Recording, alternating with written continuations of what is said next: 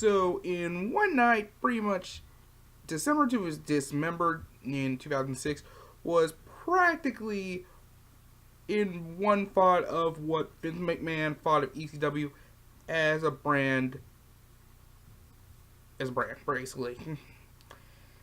Basically, it was pretty much a giant middle finger to everyone in WWE, to the hardcore fans entirely. Pretty much, that's what happened.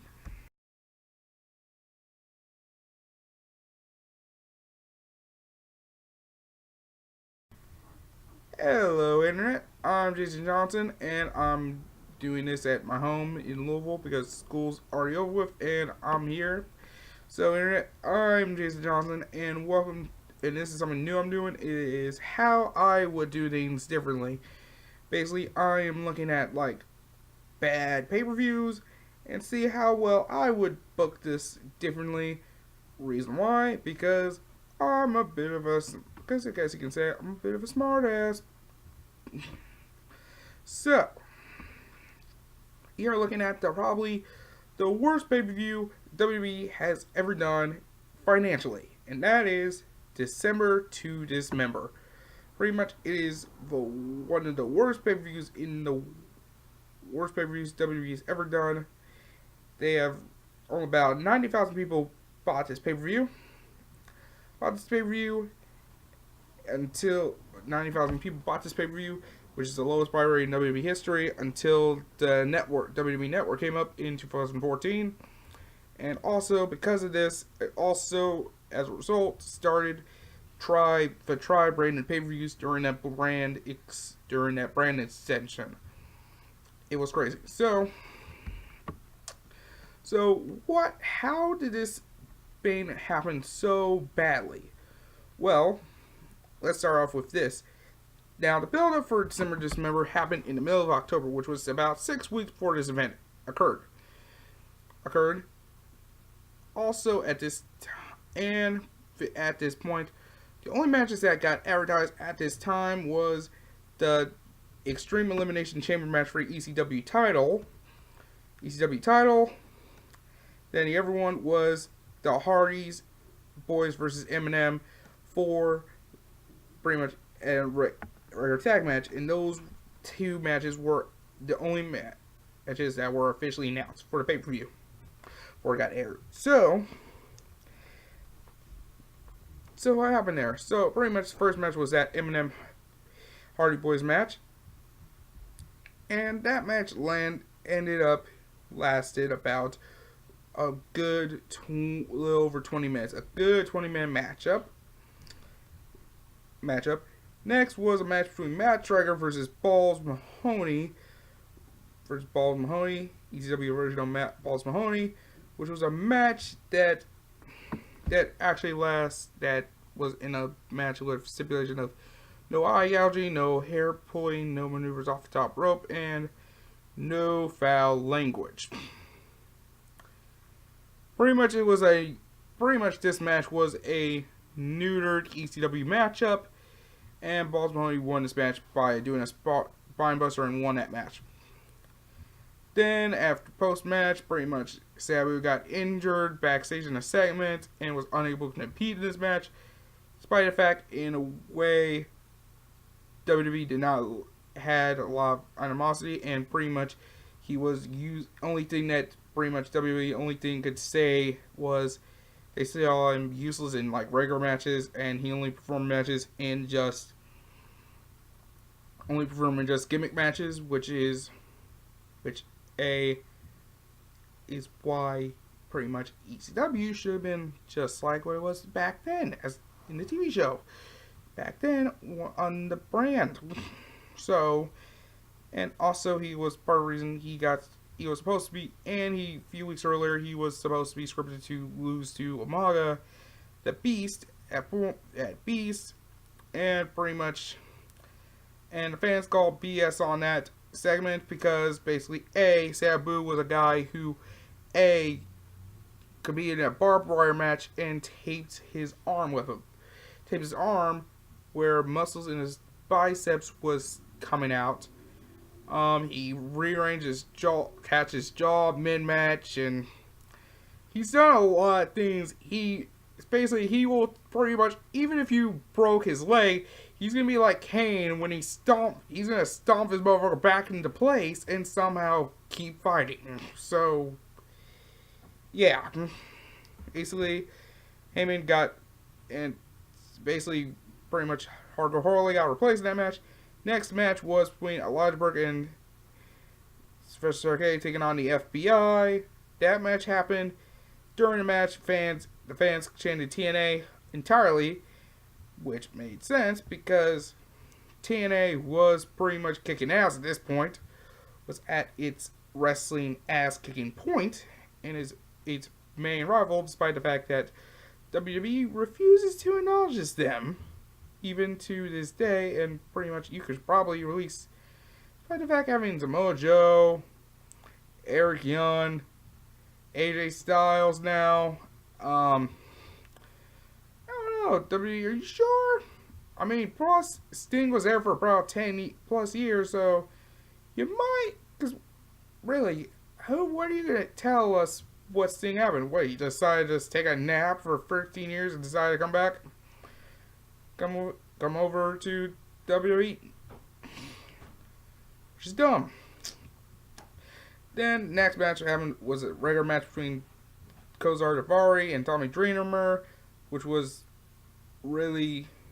nothing really happened. Which nothing didn't even come close to hardcore.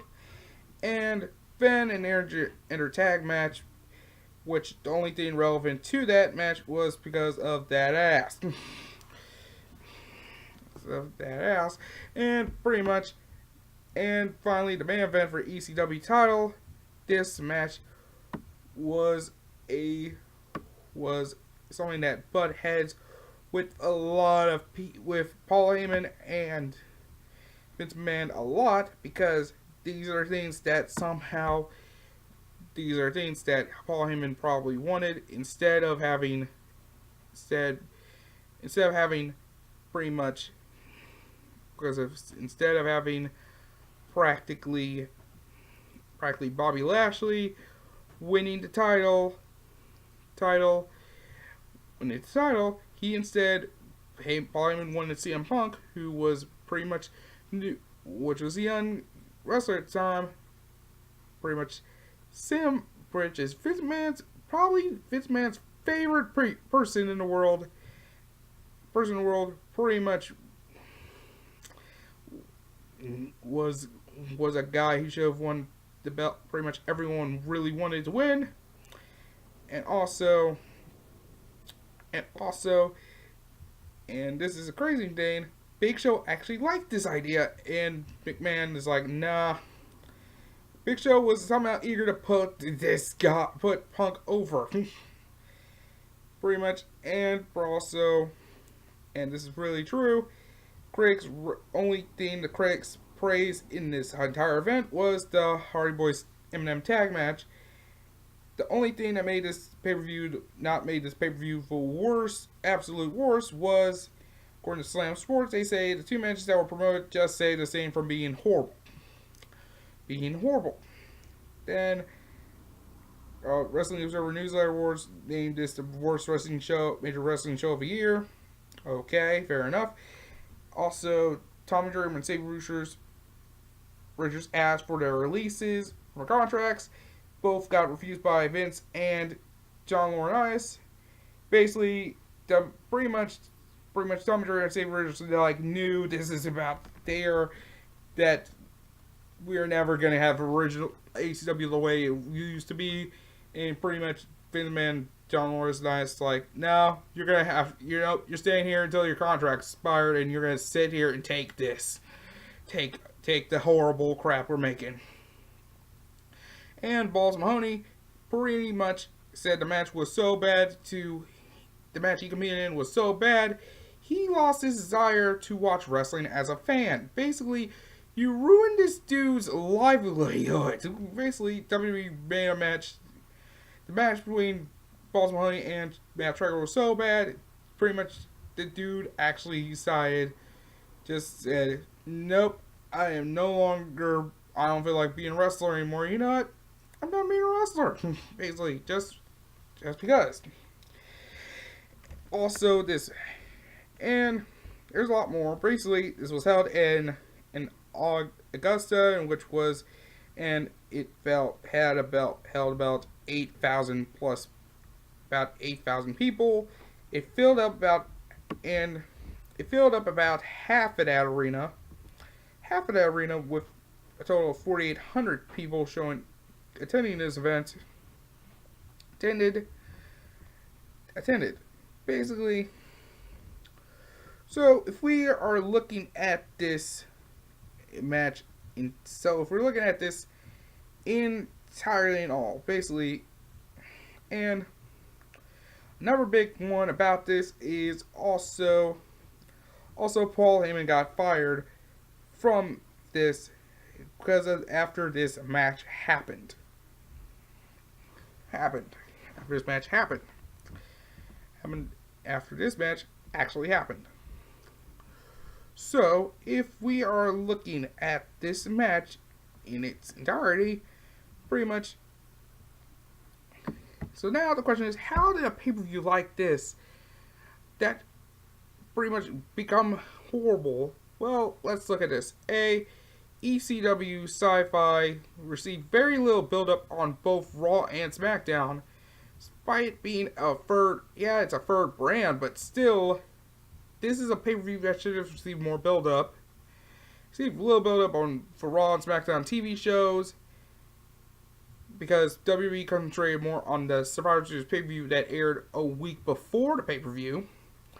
At that time, the main storylines were from Raw, DX versus Rated RKO, and SmackDown's main storyline was between Batista and Booker T for the world title. Now, the build-up began in the middle of October, which was about 6 weeks, and for about 6 weeks. So, basically, if you were doing this in the middle of October, basically, you should have. That's a plenty of time. So basically, if you look at it, this entirely, basically, the little build-up they gave outside of ECW on Sci-Fi, and pretty much the total increased focus of the Survivor Series pay-per-view, so much more on the pay-per-view, and increased entire focus on Survivor Series pay-per-view, and only not creating more matches to announce, more better matches to announce this on, and pretty much not going with some better creative direction, and pretty much the constant clashing of creative. Basically, it ended up being one horrible thing, and probably one of the big final nails in the coffin of ECW as a brand entirely. And ECW was on 6 months for almost 6 months as a brand. So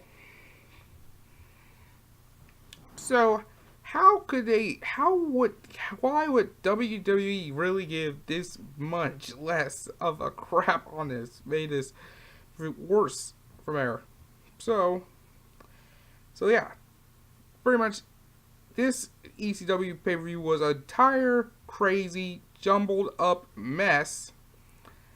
And for that, I can do that. That's why WWE made that happen. Well, I'm not like Adam Bombier from WhatCulture Wrestling. I'm not that type. I'm not him. So I can do this event better.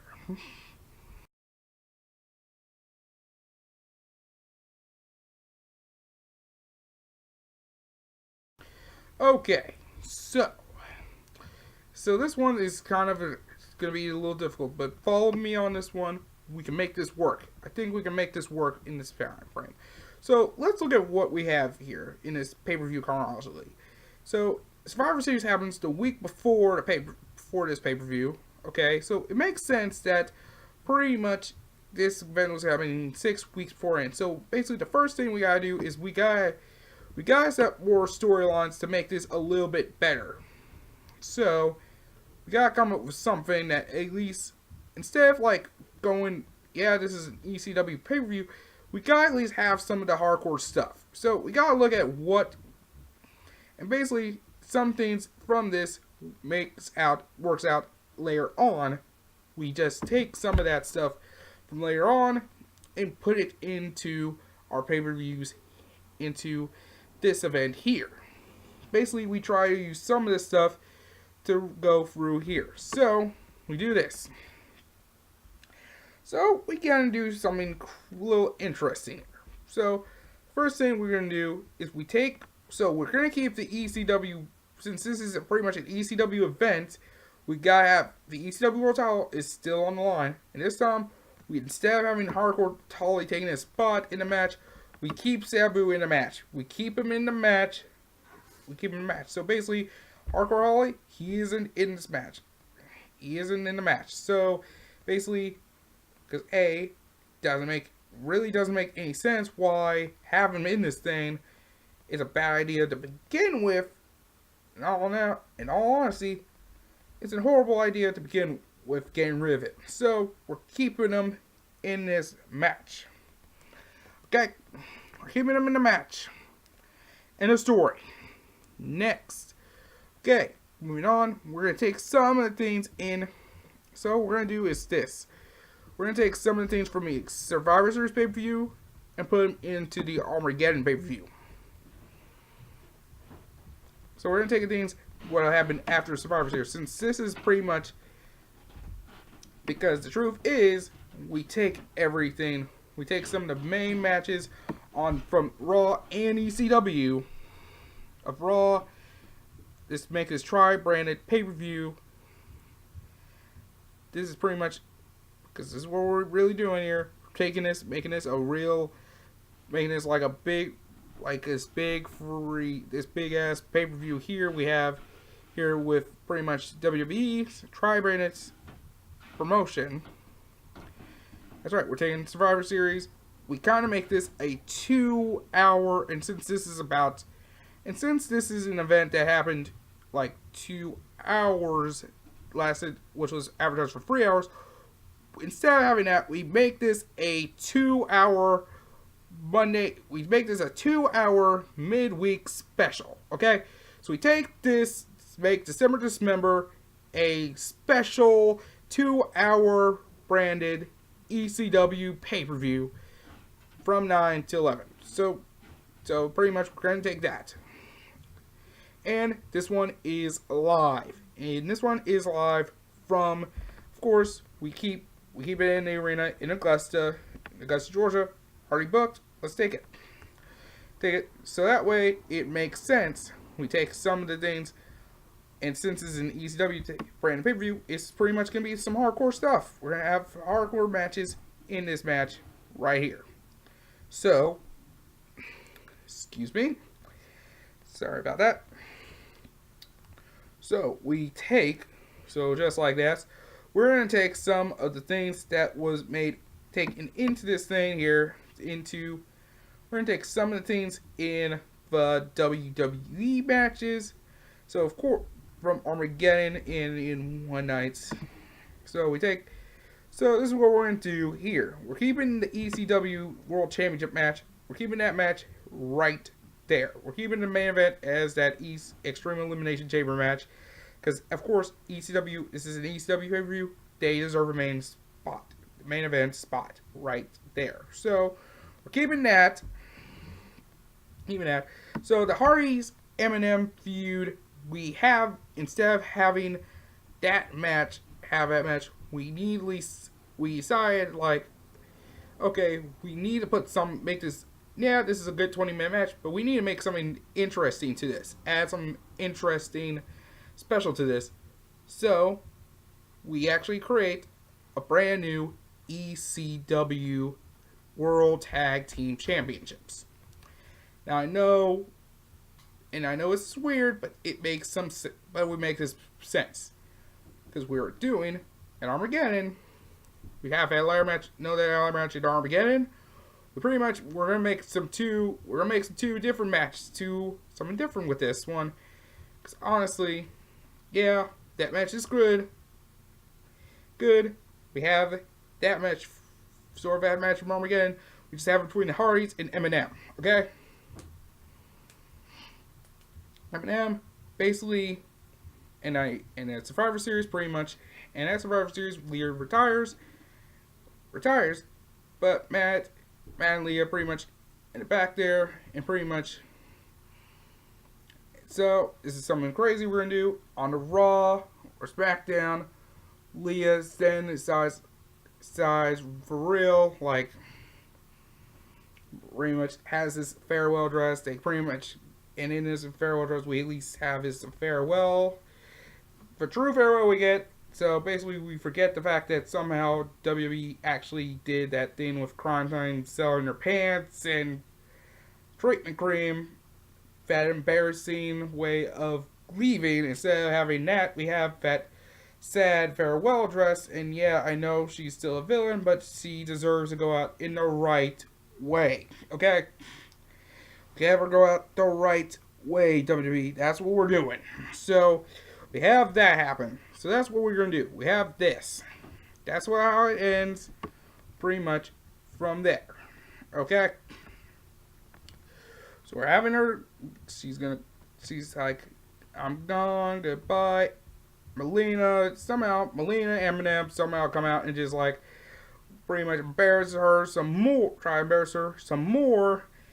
Then, pretty much Melina slaps her, and pretty much Eminem is probably just gonna attack her, and then the Hardys come out.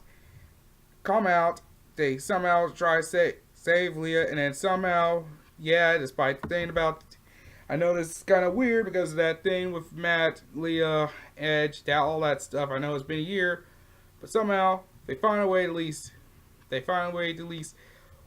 decide to like work sides because of this. Basically, they all like pretty much like, I'm still upset. Matt's like, okay, look, I'm still upset, but still, we are still friends. Besides what you did and pretty much break my heart and cheating on my friend, you're still like family to us. Pretty much, you're like our sister. We're here for you, and pretty much before. So in this case, we have this Matt Hardy's Eminem matchup, pretty much with, of course, Melina is going to be, of course, with Eminem. This time, Hardy's and Leah are with them.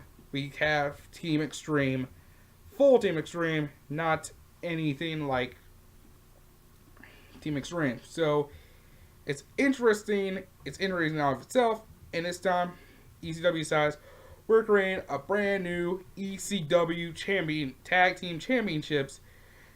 They announced this at the match. We have this match happen, and with Leah's help, taking care of Melina,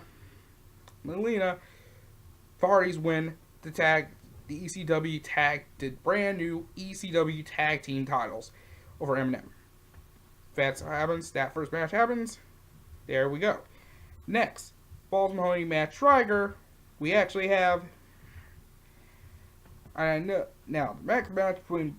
Now we're going to change at least some of the Balls Mahoney, Matt Striker match a bit. Instead of having a match, we have this Strikers Rules match. Pretty much Striker has this Strikers Rules thing, promo, has this Strikers Rules educational segment, and pretty much Balls Mahoney decides to say F that. So comes in, says F it, and pretty much some matches, and the promo ends with Balls Mahoney attacking Matt Striker and hitting him with a hard chair shot, just like he does in the good old days. And the promo ends there. Then we could have this. Then we have the Large Burks Sylvester Arcade match and a full body Italians. We we'll just keep that there. We make this a little bit longer. Next, we have Daivari and Tommy Dreamer. Daivari Tommy Dreamer match. We will change this up. Daivari Tommy Dreamer match. We change this up a little bit more. At least have this change up a bit. Have this. So, what we are also indict now, Survivor Series. Now, in Survivor Series, another thing about Survivor Series is the first blood match between Candy and The Undertaker. So, instead of having this match here, we change this. We're going to change this match a bit. We instead have this match change to... Instead, we have this match moved to this one here, and it's about 10 minutes. It actually makes a lot more. And this one kind of makes a lot more sense. Then John Cena, pretty much now, because this is pretty much a dry brand special, we have to at least make some things to at least keep some storylines going and actuality have things actually happen so we can get this thing going. We have a little thing rolling with Force John Cena got challenged by Umaga. John Cena has a size to have a match. Just has a regular match with I assume an interpromotional match with Finlay, who somehow with Finlay they pretty much have this thing happen. They have a little feud there. Have this match here and pretty much have that match. And it looks like Finlay somehow hits the Celtic Cross and pretty much Umaga comes in, and let's say this, Finlay, Cena go and have a okay match for 15 minutes, and then for about 15 minutes, Finlay looks like he's about to win. Instead, Umaga comes out, ruins the match, and pretty much, and also in the end, wrecks John Cena a bit, and just to at least move that storyline going in the case of New Year's Revolution. Of course. Next, so we have that thing there. We have it already covered with the main feud with Raw. So next we have at least then Kane, and the thing about Kane and Theodore Long we actually have is pretty much thing with Kane and Theodore Long, Kane and MVP, Montel and TV's Porter, just to get somewhere interesting. Pretty much Christmas. We have something with Kane, Christmas, fire, something random fire-ish stuff, something just to get this clearly across in a way.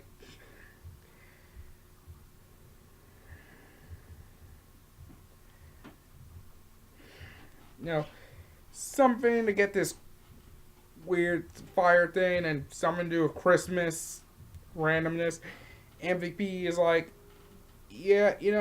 Kane is, or we have a promo with MVP and pretty much he has a promo and just like, and he's like, Kane's like some old relic. He's been around for because basically Kane's been around for 10 years. Been around for pretty much about 10 years. So,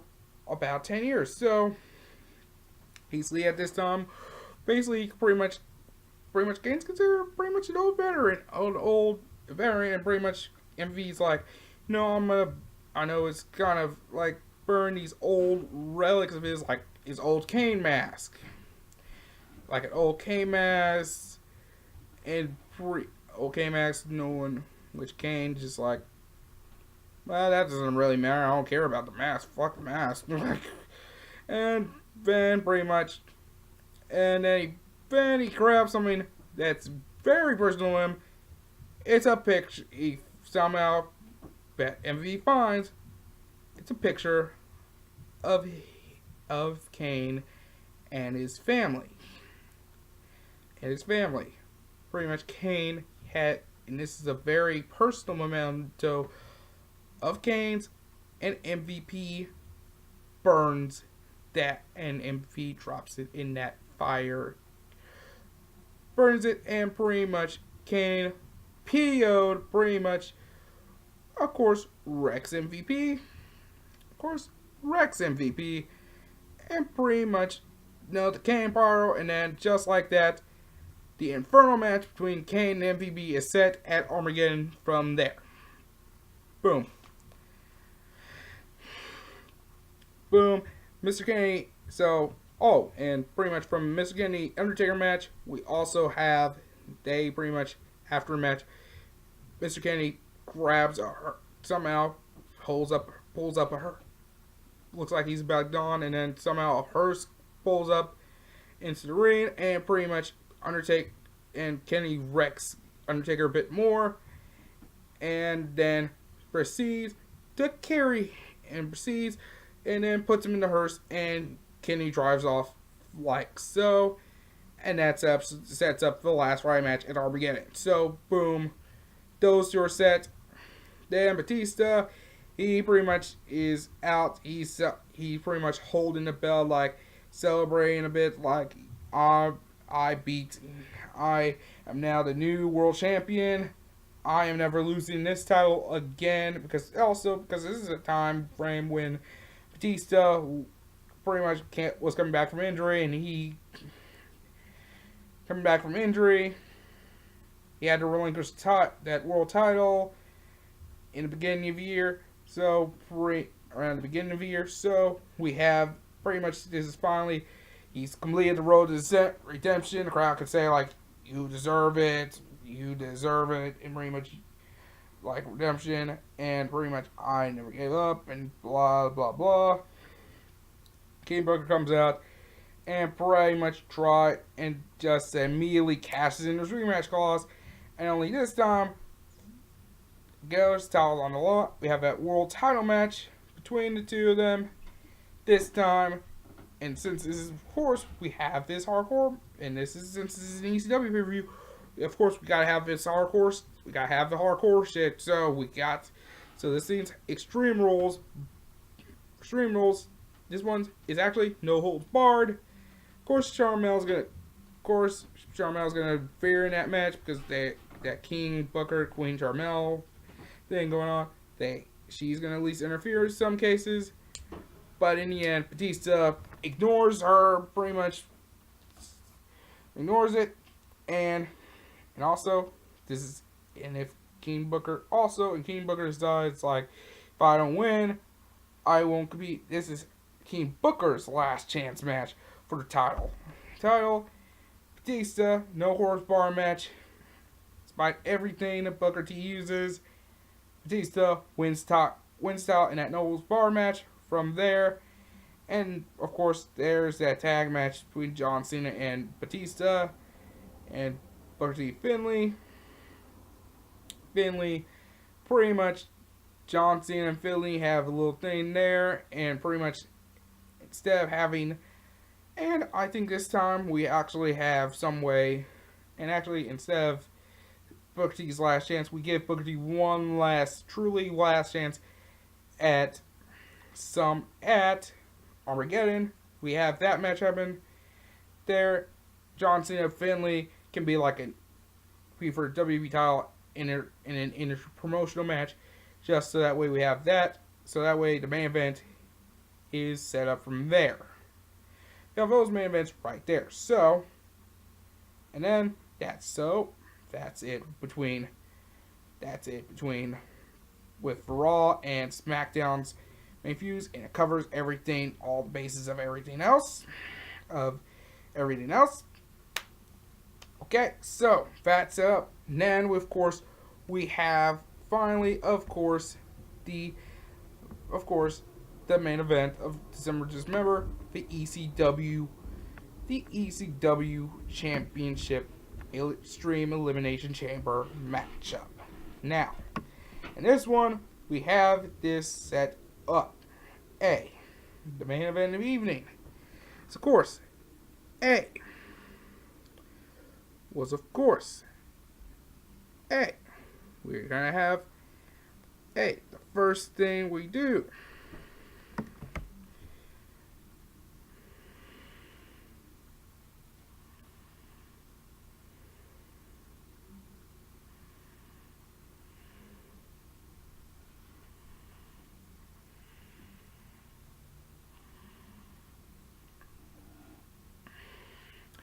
So, what we do, how does this match go on?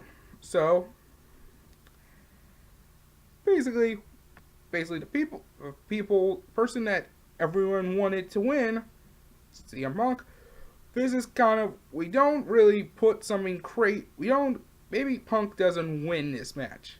I'm going to do this. So, first off, I know a lot of people are going to be upset that somehow, wait, CM Punk isn't winning this match?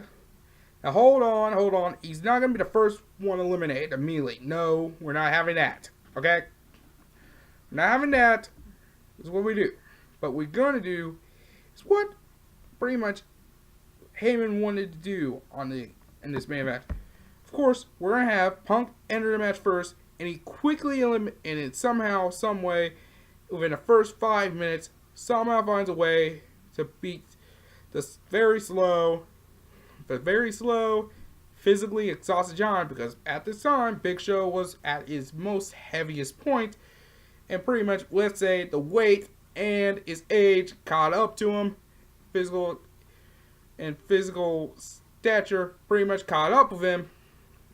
Pretty much, CM Punk uses Muay Thai background and young in his speed and his in his younger self, pretty much somehow uses it to outmatch Big Show, and he somehow finds a way. And also, he had the steel chair with him. And also, he also had the steel chair as weapon. Big Show had the baseball bat. Pretty much Big Show tried to use that baseball bat to swing at Punk. And Punk used that to block the steel chair. And he uses that. Even not only Punk uses the steel chair, he even uses the barbed wire bat to fall to make John fall. Then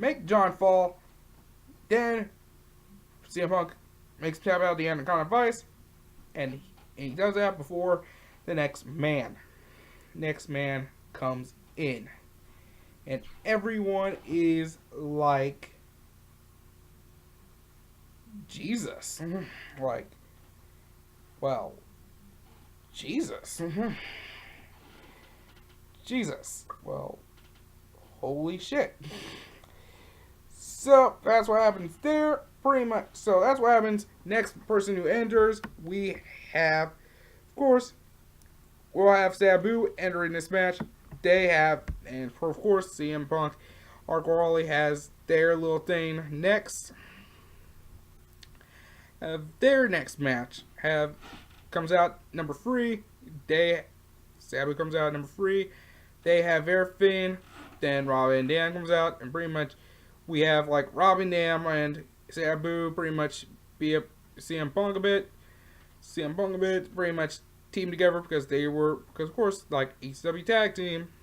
And of course, when CM Punk's pretty much a little out of commission for a bit, then Rob Van Dam and Sabu have their thing, doing their high flying acrobatics, Sabu using the steel chair for his like triple jump moonsault and his acrobatic stuff and his extreme acrobatics. Vintage Sabu, the vintage homicidal, genocidal, suicidal Sabu, and RVD doing his thing, Mr. ECW. Then Taz gets in the match. And into this one, we have somehow everything, and pretty much, and Taz comes in, and he's like that 7-foot dude, and pretty much everyone loves Taz, and pretty much Vince McMahon loves Taz. We're gonna have, of course, pretty much Test comes in and he wrecks the and he a little bit wrecks the place, and he starts to wrecks people.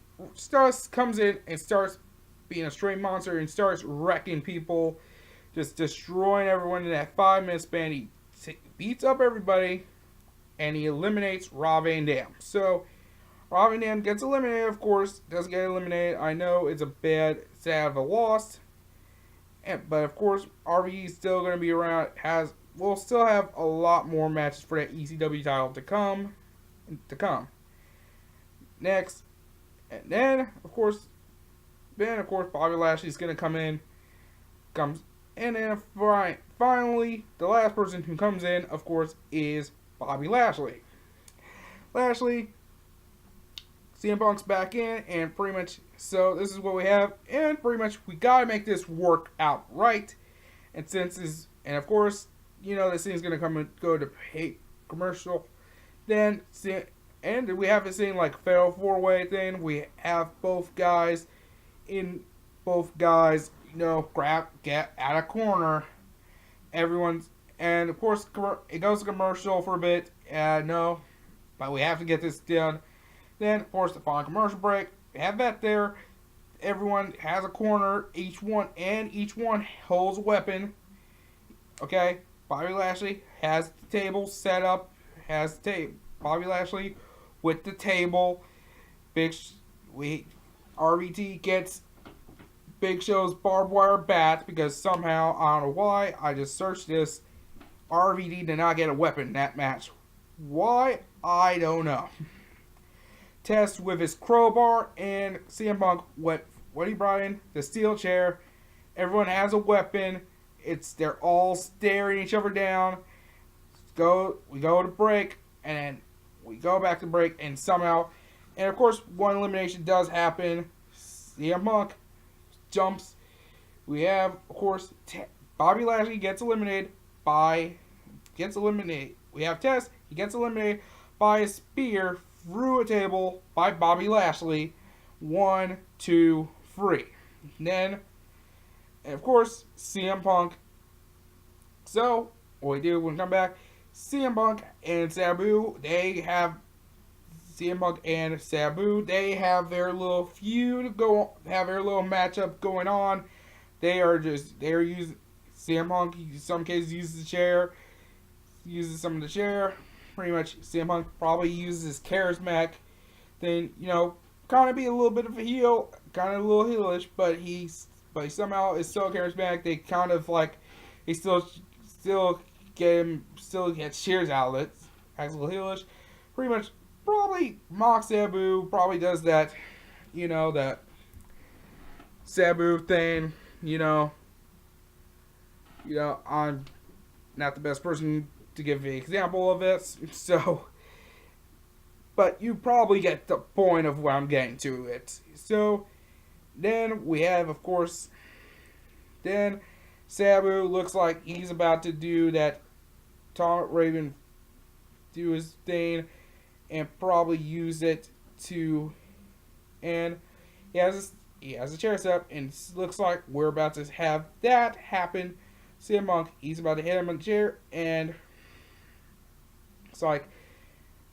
looks like pretty much we have this happen. So, looks like that's about to happen, and then somehow out of nowhere, we have what happened with the Elimination Chamber match where Shawn Michaels came out for that great. That's what we're going to do with Hardcore Holly. He isn't in the match, but Hardcore Holly comes in, and somehow, before Sabu's about to use that table on him, looks like about to use the chair to go with that Atomic Arabian facebuster. Instead, Hardcore Holly comes in and uses the Alabama Slam chair. Of course, we don't have this folded on the ground. We have this there, the chair already set up. Pretty much, Hardcore Holly uses it and hits the Alabama Slam right on that chair. Pretty much the chair breaking Sabu's entire body. CM Punk doesn't know what's going on. we have CM Punk. He's not knowing what's going on. He sees like Sabu somehow on the ground. Just decides to go get the pin. 1, 2, 3, and 1, 2, 3. There, boom. Now all that's left is Bobby Lashley versus CM Punk. Pretty much, of course. Yeah. So now we have CM Punk. The guy Paul Heyman wants to win. Wants to have the match victory. Bobby Lashley, the guy Vince McMahon wants. So, and this is going on for like the last 10 minutes now. So, and this is something we're gonna do with this. Basically, just like now, we know it was like now this is what Paul Heyman decides to do. We're gonna use this thing since Paul Heyman somehow has a security force, which I have no clue. I guess that's, I don't know, it's something to do with this, because somehow I don't know what really this is about, because I did not follow the ECW tapings at all at that time, and understand I was 9 at this time, so I had elementary school, so bear with me here. So basically, I just say we kind of have like, I say we're gonna take here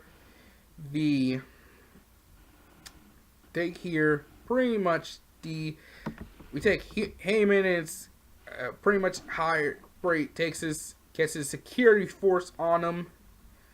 Gets his security force and uses it to pretty much take down. Pretty much uses them to take down. Uses them to take down. Pretty much uses them to lock CM Punk into. Use it to lock CM Punk into the pod. Okay, they grab CM Punk and lock him in the pod. Put him in the pod, and somehow in the pod, CM Punk in the pod. But Bobby Lashley decides to fight them both, give him a fair chance. You know, give him a fair chance. Give him a bit of fair chance. They use that chair, and then next they use the chair, and they smash them in, and then they use that chair. Then, of course, that goes on, and what happens? No one knows this, but CM Punk gets handed by Paul Heyman, hands CM Punk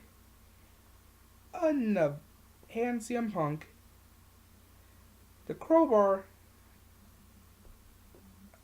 a billy club,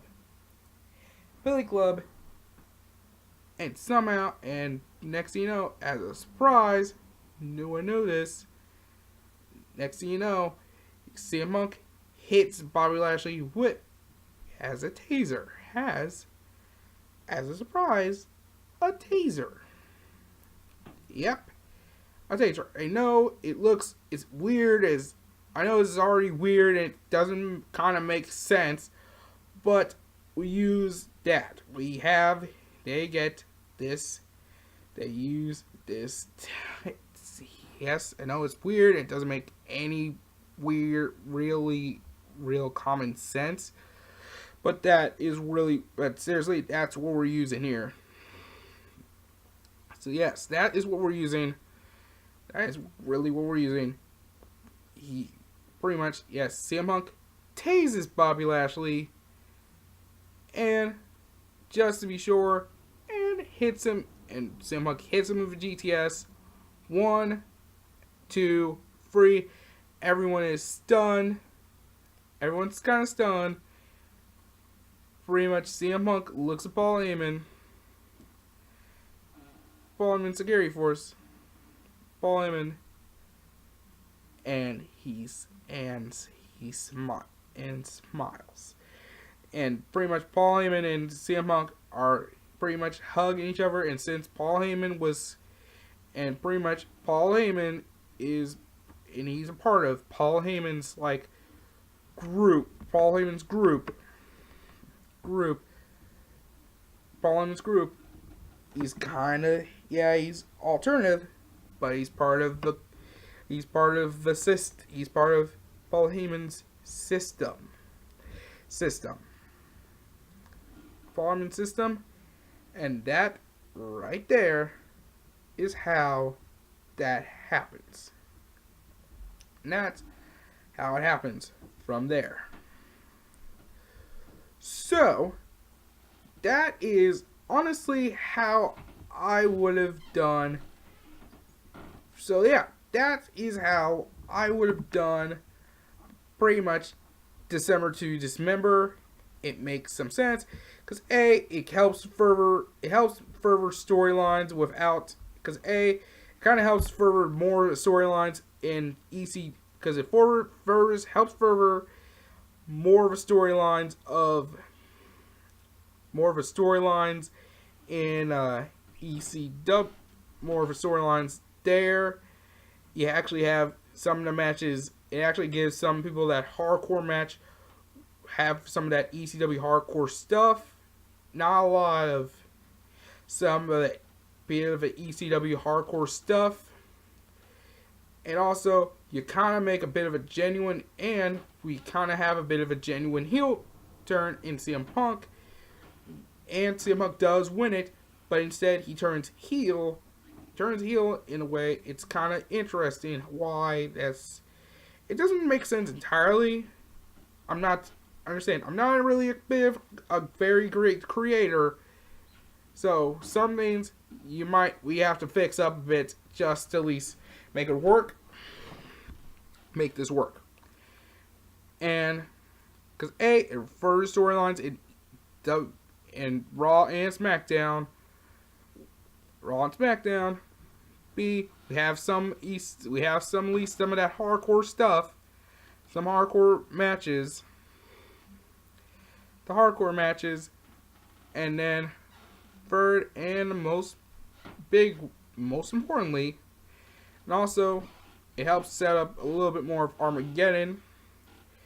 And we still have the extreme matches, and somehow we make this work out in a way where it ends in a more better way than it should be. Sort of in a way, no one really loses here. No one really loses.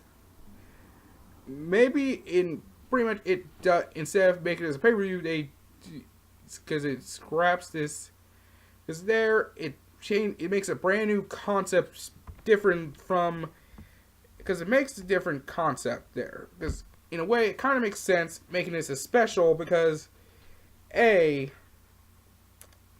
way you have it set up is a week after Survivor Series, which is already a bigger pay-per-view edit of itself, and having something like that 2 weeks before Armageddon, which is already brand exclusive already. So it makes some sense to change some of this, make some of this differently. Makes sense to change some of this. Now, I know some things are different. This is pretty much a rough cut of how this can be fixed. The ECW pay-per-view this pay-per-view could be better or changed. This is something I actually asking you guys. Tell me out on. What do you guys think? Tell me, what do you guys think? How would December 2 as Dismember would have been fixed better, in a way, could have been fixed better than what it should have been 10 years ago. 10 years ago, what WWE could have done. So that's why I think how I would have booked December 2 as Dismember. It's not the best thing, but it would change a little bit better than what it should be. In a way, no one really loses. In a way, it's kind of confusing, but it makes more sense when you take more of a stuff and just arrange it somewhat. So tell me at home. So tell me at home, how would you you make December to Dismember the pay-per-view. It could have been a better pay-per-view than it could have been. Tell me how you can do it. Let me know. Let me know in the comment section below if you have some things about it. Hit me up on Facebook. Send a message to me on Facebook on how would you book this better. How you would have booked it better. You can also follow me on Twitter at DarkSaber1996. And don't forget to like this video, share it with your friends. Share it with your friends. Subscribe to the channel. Also, have some requests of what do you think I should do next. I should probably book next. I'm not really Adam Blombier from WhatCulture. That's something I'm probably gonna let the professionals deal with. But basically, if someone send this to WhatCulture, maybe see if Adam Blombier could fix this a bit. See how they would have booked this differently, because then I would. Because basically, it would be more easier. So, to Adam Blombier and WhatCulture Wrestling, I ask you if you can do this rebooking of mine better. Please. I ask you this. I'm actually asking you this kindly, if you can, some way.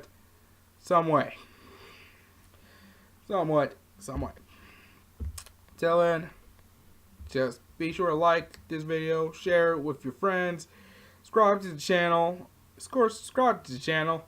Also, you can follow me on Twitter at DarkSaber1996. You can also hit me up on Instagram and Snapchat, JMoney1196. You can listen to my SoundCloud, JMoney96, pretty much within the next 6 weeks or so. I'm letting you know this right now. Probably within the next 6 to 8 weeks. Right now, my next mixtape, Make It Rain, will be available on SoundCloud also, and will probably be available as a CD somewhere on eBay within the next couple months. Next couple months, letting you know that right now. Also, of course, you can buy the Great Hustle mixtape CD. It is available now on eBay. So that's how I would have booked December to Dismember. I'm Jason Johnson, and I'll see you guys next time. Take care. Peace out. Jason out.